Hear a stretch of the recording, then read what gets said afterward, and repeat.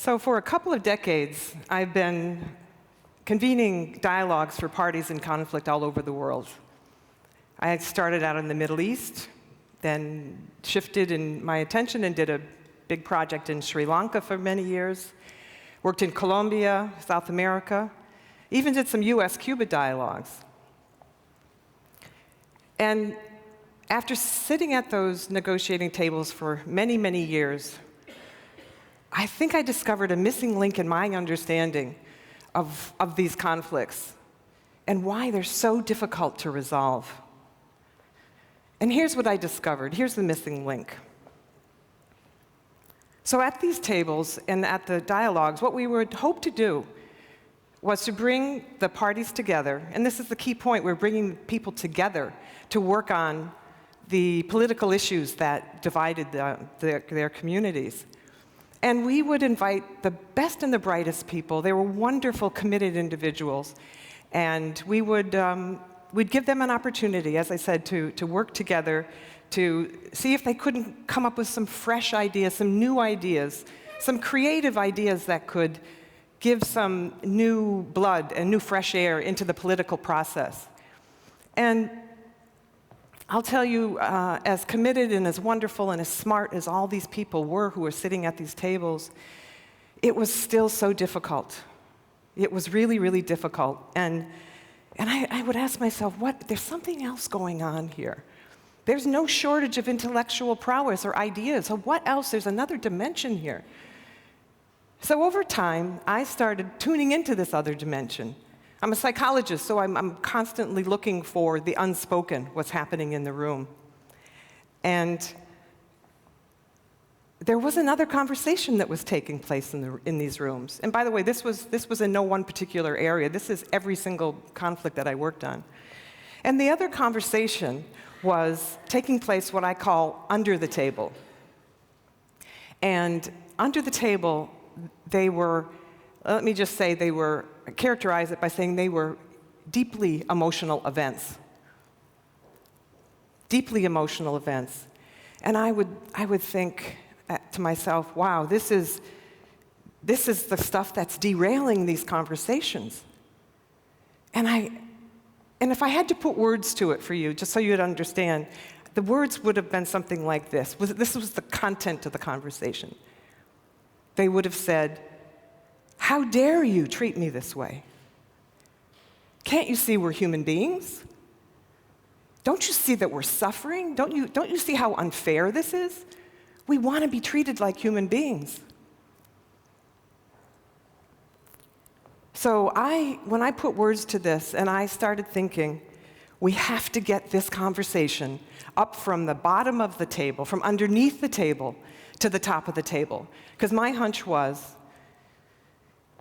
that this is the stuff, these emotional reactions, these profound emotional reactions were what was preventing the parties from being able to move forward. And so one day, I remember I was sitting, I think it was in Sri Lanka, I was sitting there thinking, whoa, I know what this is about. I know what these emotional reactions are about. It's about their dignity.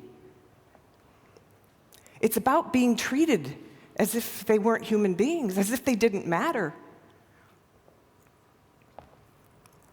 So that was my big epiphany. It was a huge awakening for me. And I realized, okay, I'm going to have to experiment with this. Because keep in mind, if I were to say to these very powerful people, tell me a time when you felt you were emotionally wounded by the other side. Well, can you imagine how far that conversation would get? Not very far. But when I asked the people to tell me a time when you felt your dignity was violated in this conflict. Well, guess what happened? Not only was there one story, but everybody in the room wanted to tell their story about the ways in which they felt their dignity had been violated. And honestly, it wasn't just about their personal experiences with being violated. These were stories that were passed down from their ancestors. These were burdensome, heavy stories that people were enduring and carrying with them. So that was my epiphany. What if we can use the language of dignity to get this profound conversation that needs to take place to the top of the table? So I was delighted. I mean, honestly, I felt like I had struck gold. And it was just my job to figure out how to go about doing this. Well, long story short, I do nothing else but this. I don't convene those political dialogues anymore. All I do now is do work with people about this issue of dignity. But before we go any further, I want to share with you my understanding of what dignity is. So when I ask people, if I were giving a talk and I'd ask people, tell me what you think dignity is. What word comes to mind when you hear it? And they always say, respect. Dignity and respect, as if it were one word. And I think there is a difference between dignity and respect, and a really important difference. And I'm going to share it with you in a minute. But right now, I want to share first my very simple definition of what dignity is. For me, dignity is very basic. It is our inherent value and worth. We all come into the world with it. It's in our DNA. And each of us is equally worthy of having that dignity honored.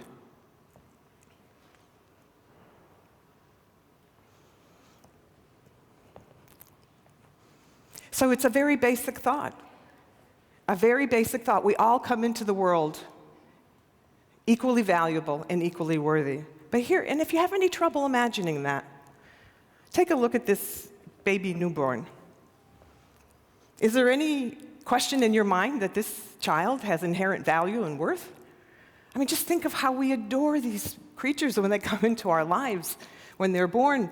And so you see, yes, okay, I think you can see they're inherently valuable. But I think we could even go one step further and say these newborns, these children are invaluable, priceless. They're irreplaceable. And so what do you do with something that's invaluable, priceless, and irreplaceable? Well, we give it our utmost love and attention. We care for it, we protect it, we make sure it's safe and secure. But one other thing you can see in this photograph is that this child is equally vulnerable. As much as it's valuable, invaluable, it's vulnerable. And it's dependent on us, its caretakers, for every bit of its needs, physical needs. And let me just say, the big focus here that I'm trying to draw your attention to is that this child's dignity needs are equally as vulnerable. So my big epiphany, as I said, was about the role that this dignity plays, and that what happens to these precious little things? Why do we lose sight of that preciousness? What happens? Well, I'll tell you what happens. I think what happens is that we get our dignity violated, and all that soft, wonderful vulnerability turns into hardness. It turns into anger, resentment, and we lose it. We lose that sight of that vulnerability with each other. So I want to share with you some really important research that I found when I was writing about dignity. Research that supports my idea about how important it is to all of us. And the research went something like this. There were some neuroscientists in California who did a study. They used these brain scans, this functional magnetic resonance imaging scans. And they put people through different scenarios. And what they found was when somebody was feeling a psychological injury, it showed up in the same part of the brain as a physical wound. Now, for me, that was a sea change in my understanding. I realized that this is the evidence that I needed. I needed this evidence because this shows us that the brain doesn't know the difference between a wound to our dignity and a physical wound. And think about what we do when let's say we break an arm. First thing we do, we go to the hospital. We get the arm set, we get this really nice cast put on it. But when we have wounds to our dignity, there's nowhere to go. There's no hospital, there's no emergency room, there's nothing. So these dignity wounds just fester unless and until we just pay attention to them and we decide to discuss them, get them out into the open and heal from them.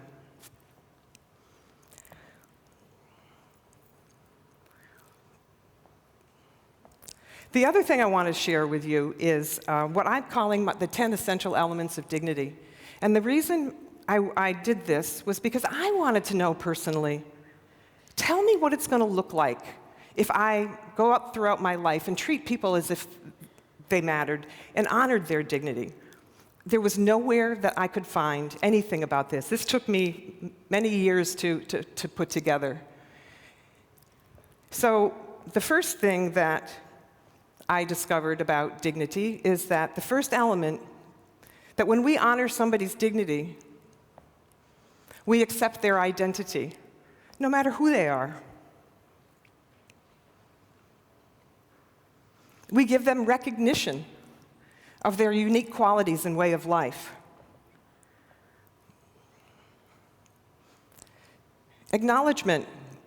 People feel seen, people feel heard, people feel listened to and responded to. We all crave acknowledgement, and it's a beautiful way of honoring dignity. Inclusion.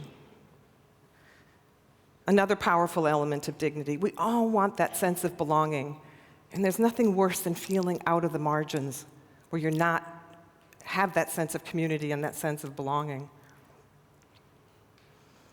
And who doesn't want a sense of freedom and independence and a life filled with hope and possibility?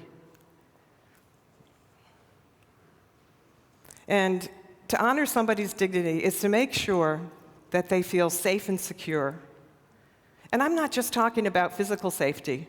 I'm talking about this other kind of safety, too, where we feel that we are safe from being psychologically harmed, from being humiliated, from being shamed, from being marginalized. And who doesn't want to be treated in a fair and even-handed way?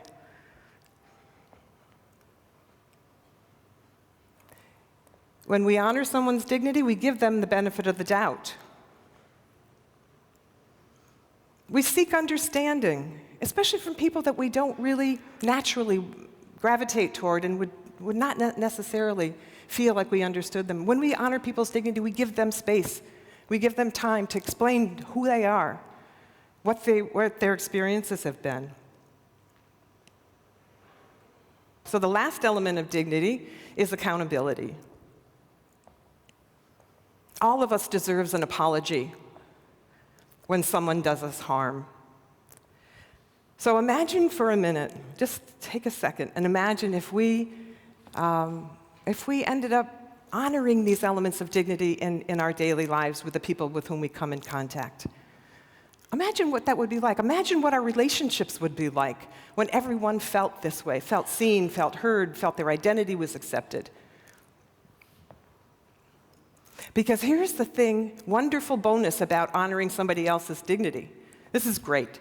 Because when we honor other people's dignity, we strengthen our own. We look really good when we treat others well. So, here I am. I want to just be really clear here. I'm up here talking about these dignity things and how important it is. And let me say, I work on this every single day of my life. Some days I have really good days. I have bad days. I mess up. I violate dignity. And I go, oh, gosh, what did I do? And I have to go back and, apologize to people because that's the accountability. When you violate somebody's dignity, you got to turn around and say, I'm sorry. So, yes, this is something that I am, not an expert in acting like I have dignity. I might be an expert in understanding the concept, but we all have to work at it, including myself. So I want to end my time with you by sharing a story, one of my favorite dignity stories, one of my success stories. After 9/11, when the terrorists attacked the towers, the Twin Towers at the World Trade Center, as you know, many people died in that episode. And there were some people who were really concerned about the children of these fallen victims of terrorism. There were people who were worried about what's going to happen with these kids, all the kids who lost their parents. They called them Tuesday's children because the attacks occurred on Tuesday. And these organizers decided, well, maybe what we should do is we should bring these children together and give them an opportunity to talk to one another, to see how each other's coping. So they had this great idea that they would bring them together for a week, and like a summer camp. But in the mornings, it would be these kind of support sessions, support group sessions, where they would all get together and talk about what their life was like now. And then in the afternoon, they had, let's just have fun, they decided. We'll have a lot of fun activities, sports and artistic stuff, so on. So they did it, they tried it, and it was a huge success. The young people just felt so supported, and they felt their dignity was honored over this tremendous, unspeakable loss that they had experienced. And then they did this for a couple of years, and then they finally someone had a brilliant idea. And they said, why don't we bring in other children from all over the world who've been victims of a terrorist act, who have lost their parents or a family member to terrorism. So they did. At this point, this is called Project Common Bond, by the way. And the idea, the Project Common Bond, bringing the kids together to create a common bond. And so they said, look, we were so successful here locally, let's see if we can't create a global common bond. So the organizers, one of the organizers approached me. She had heard about the dignity approach, and she said, you know what, I think the young people would really benefit from understanding what you know about dignity and the role it plays in conflicts and how they can kind of make sense of their own lives around this issue. And so she asked me, she said, would you be willing to train the facilitators in these small groups in the mornings? Would you be willing to train them in how to work with this dignity model of yours? So I was delighted to do it, and of course I said yes. And well, the organizers were, again, right on.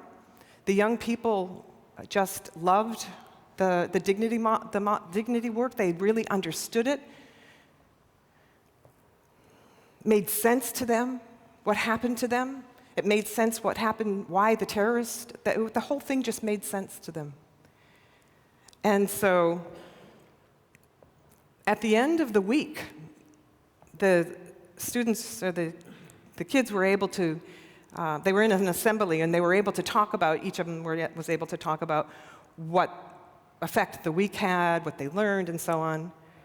And this one young person, I think it might have even been from Pakistan, this young person got up and he said, I think I know how to beat terrorism.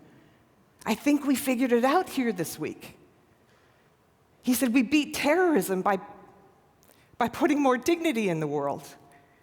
That's how we do it.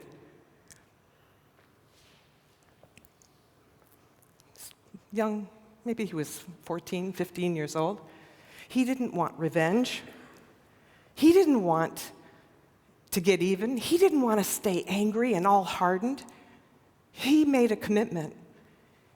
He said, I'm going to put more dignity into the world, and I'm taking this back to my community. And all the kids agreed. They were going to do that. They were going to go back. So just imagine for a moment, if we followed the lead of these profound young people who endured losses that are unthinkable, instead of getting the knee-jerk reaction to want to get even, he says he wants to put more dignity in the world. Imagine if we followed their lead. Imagine if our politics, imagine if our schools, imagine if our workplaces, imagine if we all made that same commitment to try to put more dignity into the world. Just imagine that. Okay, I'm going to end it on that, what I think is a beautiful idea, and I want to thank you all. Thank you. Thank you very much.